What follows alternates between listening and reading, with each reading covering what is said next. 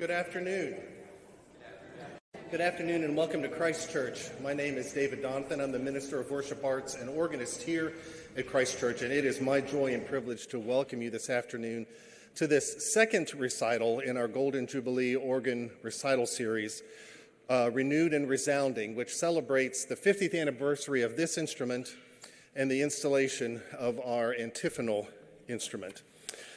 Some of you have this program. Some of you said you had one at home. This is all the history. Whenever you need to find something that will put you to sleep, it's full of all kinds of historical stuff that I'm sure you'll find just absolutely riveting and fascinating. But this is a special time for us as a congregation as we've brought back into our worship life an instrument that this congregation purchased over 120 years ago. And so this has been a significant adventure for us, and you can read about all of that in the program itself. Just a couple quick housekeeping things before we begin.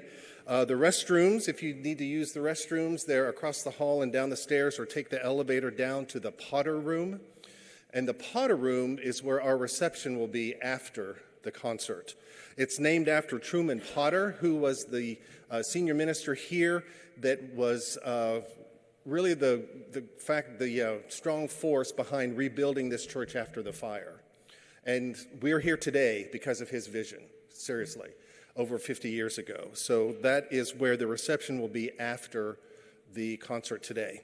Also want to welcome all of you who are joining with us online, because we have a wonderful opportunity to live stream these concerts. And so I know that there'll be people watching all over the country today when we hear Dr. Portman play.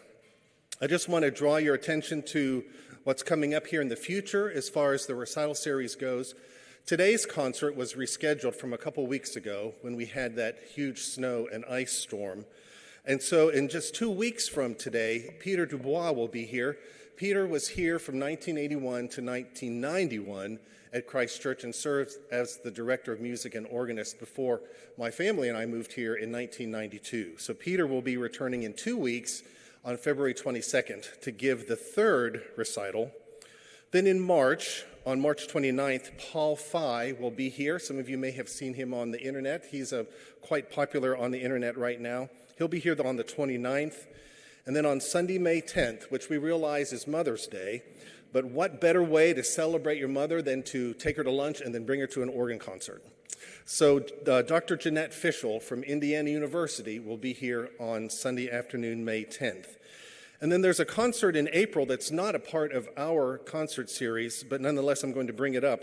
The Opus Chorale of West Virginia will give their spring concert in here on April 12th, and they'll be presenting choral music that is accompanied by 2 organs.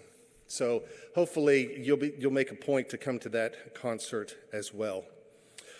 There's an opportunity for you to contribute to this series if you would like. There's a QR code in this part of the program, or there will be an usher at the door. I mean, these concerts are free and open to the public, but if you'd like to make a contribution to the series, I just wanted to make sure to give you the opportunity to do that. So, without further ado, I want to introduce to you Dr. Brenda Portman. I jokingly called her the Snow Queen because she was supposed to come 2 weeks ago, and it snowed and iced, and then Friday we had all that snow, and she was driving from Cincinnati through it all. And so she made it here safely, and we're really looking forward to her concert this afternoon. So would you please welcome Dr. Brenda Portman to the organ console.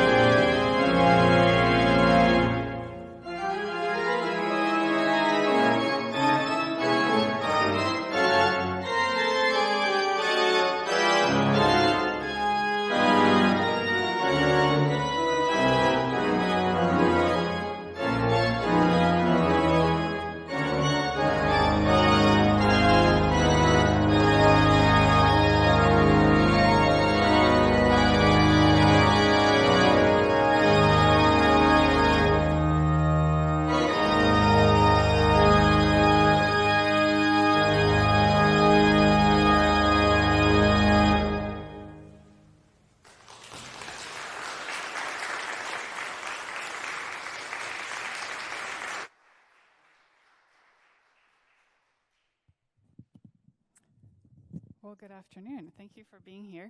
It's an honor to be here, and it's been a lot of fun to spend some time with this wonderful instrument, getting to know it, and finding all of the fun sounds that I can play for you.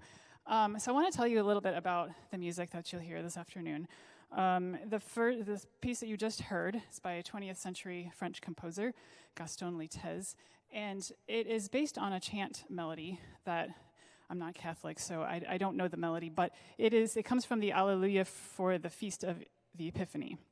So since we're still in the season of Epiphany, it was a fitting piece to begin with, although I will tell you I have sometimes played it outside of the season of Epiphany as well, because it's a great piece. So I've included on this program 2 of my own compositions. I have 2 sonatas for the organ based on Psalms. And the first one was not commissioned by anybody. It was a challenge to myself to write something in sonata form. If you have studied music, you might know that sonata form is typically used as the first movement for a sonata that, in multiple movements. And there's 3 main sections to it. In the first section, the exposition, you have 2 themes that are presented one after the other. The middle section is the development, so those 2 themes are kind of tossed around and developed in different ways. And then in the final section, the recapitulation, you'll hear those same 2 themes come back in a more clear form. So I hadn't done anything in that form yet and wanted to do that. In the first Psalm Sonata, you won't hear any melodies that you recognize. They are all original, but each movement was meant to match the mood or the character of the psalm that I chose. Now, I've chosen to play the second Psalm Sonata first because the subject matter is heavier, and because of that, it has more dissonance in it. So this piece was commissioned for an event that happened last summer in Cincinnati. We hosted the national conference of the Association of Anglican Musicians, and this piece was set to be premiered on June 19th. So they requested that it would celebrate Juneteenth in some way, such as the inclusion of spirituals. So I found that it was the perfect opportunity to write the second Psalm Sonata because it wasn't hard to find psalms that have to do with oppression and liberation. The first movement sort of follows sonata form. It does have the 2 themes. The first theme is original. The second theme is Go Down Moses. In the second movement, you might hear the spiritual Balm in Gilead. It's in there, but you'll have to listen really hard because sometimes I disguise it in the middle, in inner voices and things like that. But if you do miss it earlier in the piece, you should hear it pretty clearly at the very end. And then the final movement uses the spiritual O Freedom. In between the 2 Psalm Sonatas, we have a few other pieces. The 2 settings by Bach of the Lutheran chorale Allein Gott. There's sort of a theme in this program of psalms, not completely throughout, but kind of the middle section of the program. These Bach chorales are not directly related to a psalm, but the text, which in Lutheran hymnals is All Glory Be to God on High, is very much like a psalm. And it's possible that this chorale was one of Bach's favorites because he used this chorale at least 10 times in different organ settings in the different collections of his chorales. So this is 2 of those. And then we have a very interesting piece by a Dutch composer, Bert Mater. This is a composer that I did research on for my DMA lecture recital. And you could label him post-minimalist. Now, if you know anything about minimalism, there's 3 kind of main techniques that are used in minimalist music. I won't explain in detail, but you can kind of figure out what they mean. So reduction, repetition, and gradual process. So if you are familiar at all with minimalism, you might know that there can be like patterns that are more harmonic and rhythmic and not so much melodies. And these patterns can develop very, very slowly over a long time, right? So this is post-minimalist because he still uses those 3 elements, but it doesn't take forever. And it is more interesting because he does use melodies. And in this case, it's the Psalm 65 melody comes from the Genevan Psalter. So he uses that along with these other minimalist techniques, and it makes a unique piece that you have not heard anything like it probably for the organ. I will come back and talk to you about the last two pieces at that point. So here we will have Psalm Sonata number 2.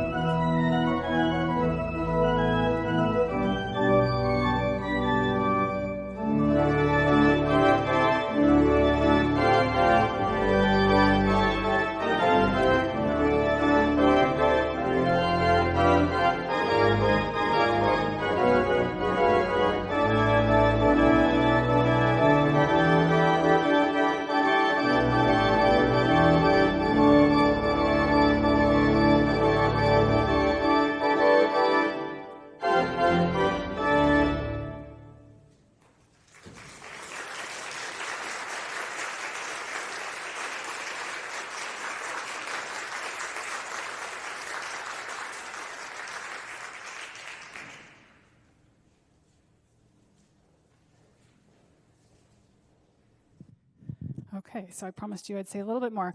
These last two pieces are very special to me because the composer was a good friend of mine and also a mentor to me, and we sadly lost her a couple years ago to cancer. But she was an amazing person, and her music is also really amazing. I would probably say she was the leading Canadian composer for the organ. Much of her music is very virtuosic, and if you attempt to play any of it, you're going to spend quite a bit of time getting it under your fingers. Her personality was very, very lively. She was full of life and very jovial, and so that personality shines through in her music. I've chosen two pieces that are very contrasting. So the Berceuse, which means lullaby, this was a piece that was written for her godson, and it shows some of her most delicate and tender writing. It uses some of the most quiet and sensitive stops on the organ. And the epilogue is some of her most fiery and flashy, bold writing. She also uses a lot of color in her writing because she was an organist herself and she knows the instrument really well. So she was good at bringing out every color of the organ that you didn't even know existed. So I had fun with that as well. Spoiler alert, I do have an encore if you would like to hear it. I say that because I like to give credit to the composer, and it's a piece that you will probably recognize. You'll know what the title is, but the composer is a friend and a colleague and the assistant organist at the Cathedral of St. John the Divine in New York City. His name is Dan Ficcari. Thank you again for being here.